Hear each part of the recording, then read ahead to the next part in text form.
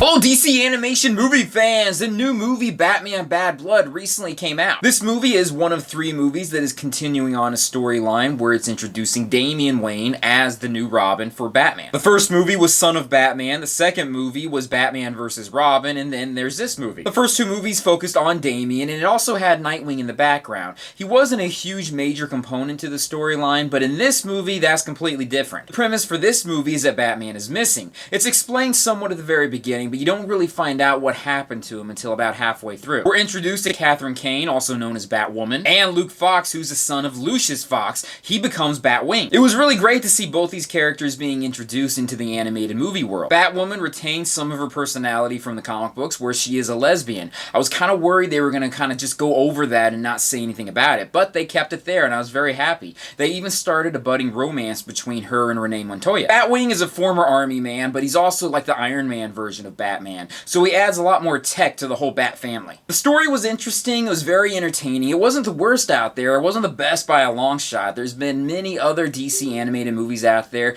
that I'm much more impressed with, but this was still something that I enjoyed. We got a small cameo at the very end of this movie that I feel like this person should have shown up a long time ago, probably in the first movie, but you know what? At least we got that person now. Something else I was happy about is that Damian Wayne, who is usually like a whiny brat, and I can't stand his character, they seem like they lightened him up just a bit so that we like him a bit more. Another thing that I was happy about is that Nightwing played such a huge integral part in this. I mean, Nightwing is probably the best out of all of the Robins, and I feel like he should be given the mantle of Batman, but he doesn't want that mantle. He wants to do something completely on his own, which is something also that makes him such a great character. It's also really cool seeing the Bat family, or at least some of the Bat family, being part of this movie, where it's like they're almost like a cohesive team. Although in the comic books, Batwoman made it very clear that she is not part of the Bat family, and she's doing her own thing. But you know what? For the animated world, we can look past that. But there is some cons in this movie. The biggest, most glaring con, the biggest negative about this movie is the fact that there is no Tim Drake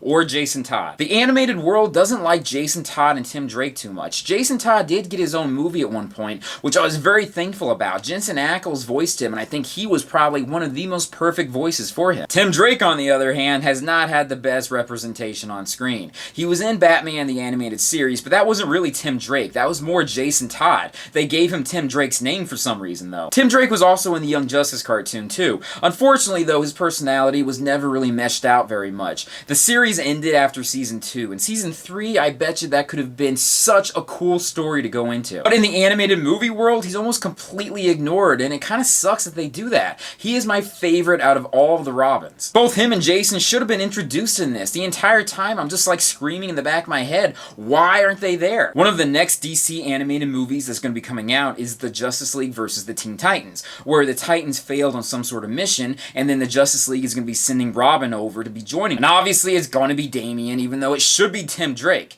But at least they're making another animated movie called The Killing Joke, which this focuses on the Joker paralyzing Batgirl. That is going to be so incredibly epic. But back to this movie. This movie was good. Like I said, it is entertaining. It's not the best one out there, and like I said also, Damian isn't as obnoxious as he's been in the past 2 movies. And I love Nightwing to death, and I'm glad that he was one of the main focuses on this. And I wasn't expecting who the villain turned out to be. I don't want to spoil it for anyone out there, but there was a good misdirection. So with that aspect, I thought it was done pretty well, and I'm happy with the story and how it turned out. I didn't like the whole idea of having like another helicarrier that was about to crash into the city. It seems as though whenever a helicarrier is created in any type of animated world, it's going to crash. It just happened. But overall, this movie was good. It was entertaining. I stayed tuned from beginning all the way to the end. I probably won't watch it again at any point unless maybe I want to see what happened in the previous stories in comparison to a future movie coming out, but that's very unlikely. If you're interested in watching it, it is available on iTunes, or you can just simply buy the DVD or Blu-ray version of it. But hey, that's my thoughts on this. Like I said, biggest complaint is that Jason Todd and Tim Drake were not introduced into this.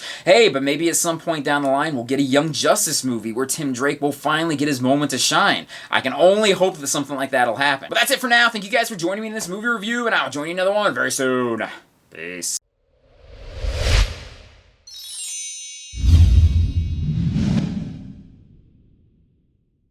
Oh hey, when you get a chance, check out my Patreon site. I'd really appreciate it. Peace.